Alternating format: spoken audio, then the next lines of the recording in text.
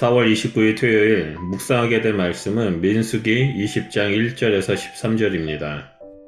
시간이 본문에 특정되어 있지 않지만 이스라엘 백성들의 광야 생활은 막바지에 접어들었습니다. 이제 옛 세대들의 마지막 모습이 나옵니다. 출애굽 세대를 대표하는 지도자인 미리암, 아론, 그리고 최종적으로 모세의 죽음이라는 주제가 등장합니다. 이것은 새로운 세대로의 전환이 준비되었음을 알리는 기능을 합니다. 첫 번째 사건으로 미리암의 죽음을 알립니다.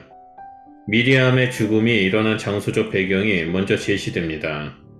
이스라엘 백성들은 이제 신광야에 이르러 가데스에 거합니다. 지난 38년 동안 광야에서 방황하고 그들은 가데스 바나에 도착하므로 본문은 광야에서 방황의 시간을 마무리하고 새로운 시작을 알립니다. 백성들이 가데스에 거주하고 있을 때 미리암이 죽게 됩니다.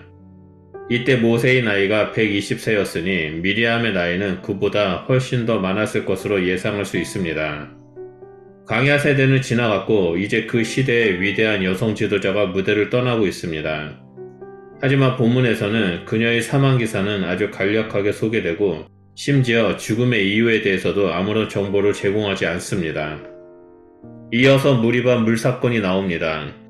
물이 없어서 불평하는 이야기는 출애굽기 17장 1절에서 7절에 나오는 사건과 상당히 유사한 점이 있습니다. 하지만 시기와 장소, 배경 등은 상당히 다릅니다. 출애굽 17장에서는 이스라엘이 애굽 출발에서부터 시내산 도착까지 약 한 달 반 정도의 여정 동안 이스라엘 백성이 장차 광야 40년 동안 겪을 일들을 축소해서 미리 경험합니다. 이미 그 짧은 시간 동안 그들이 배고픔과 갈증으로 어려움을 당할 때 하나님께서는 만나와 메추라기 물을 공급하셨고 장차 40년간의 공급하심을 미리 맛보게 하셨습니다. 또한 아멜렉과의 전투에서 승리로 장차 여러 대적들과의 전쟁에서 승리를 거두게 하실 것을 예고하셨습니다. 그럼에도 불구하고 백성들은 물이 없음을 불평하고 다투기 시작합니다. 불평의 주제는 지난 38년간의 불평 주제에서 한치도 벗어나지 못합니다. 다투다라는 단어는 법정에서 기소하듯이 논쟁하다는 뜻입니다. 바로 이 단어에서 다툼을 뜻하는 무리바라는 지명이 나옵니다. 그들의 불평은 광야 생활하는 동안 상당히 일관되었습니다. 그들은 물이 없음으로 불평하다가 결국엔 하나님의 위대한 출애굽의 역사를 부인하는 지경에 이릅니다. 괜히 애굽에서 불러내어 광야에서 모두 죽게 만든다고 불평합니다. 애굽의 삶은 편안하고 모든 것이 풍족했지만 광야에서는 씨를 뿌려 수확을 기대할 수 없고 무화과 나무도 포도나무도 없어서 과일을 구할 수 없었습니다. 모든 것이 불편하고 부족한 광야는 그들에게는 나쁜 곳, 즉 악한 땅이었습니다. 이런 불평의 말을 들은 모세와 아론은 가장 먼저 아무 말 없이 하나님 앞에 엎드립니다. 회막문에 엎드렸다라는 말은 하나님의 임재 앞으로 나아가 기도한다라는 의미입니다. 하나님께서는 묵묵히 당신 앞에 엎드려 응답을 기다리는 모세와 아론에게 말씀하십니다. 그런데 이번에는 백성들에 대한 어떤 책망이나 징계도 말씀하지 않으신 채 담담하게 지팡이를 들고 가서 회중을 모으고 그들 앞에서 반석에게 명하여 물을 내도록 하십니다. 하나님은 지금 모세와 아론에게 힘으로 쳐서 물을 내는 것이 아니라 하나님의 말씀에는 능력이 있고 그 말씀의 능력이 물을 낸다라고 말씀하십니다.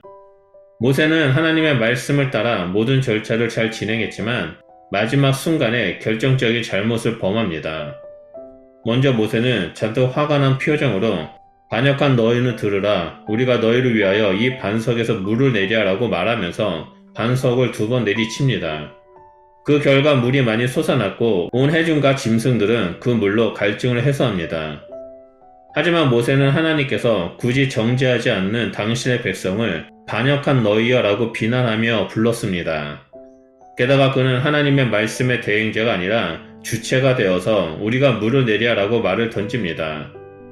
물은 모세와 아론이 내는 것이 아닙니다. 마치 너희가 물을 마실 자격이 있느냐라고 반문하는 것과 같습니다.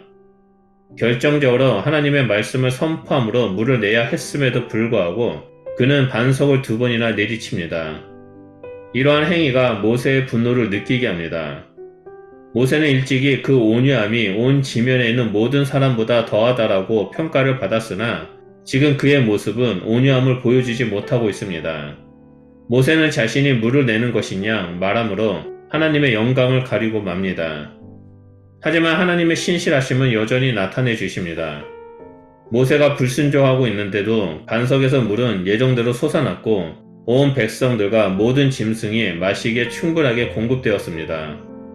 물을 주셔서 백성들을 구원하는 것은 백성들의 신실함도 모세의 순종도 아닌 하나님의 성실하심에 근거합니다. 하나님께서는 적극적으로 불순종하여 하나님의 영광을 드러내지 못한 모세를 책망하십니다. 그 행위가 불신앙이었을 뿐 아니라 하나님의 거룩하심을 가리고 물을 공급하심을 하나님의 행하심이 아니라 자신들의 공로로 돌리는 행위였기 때문입니다. 이 일로 말미암아 모세와 아론은 약속의 땅에 들어가지 못하게 됩니다.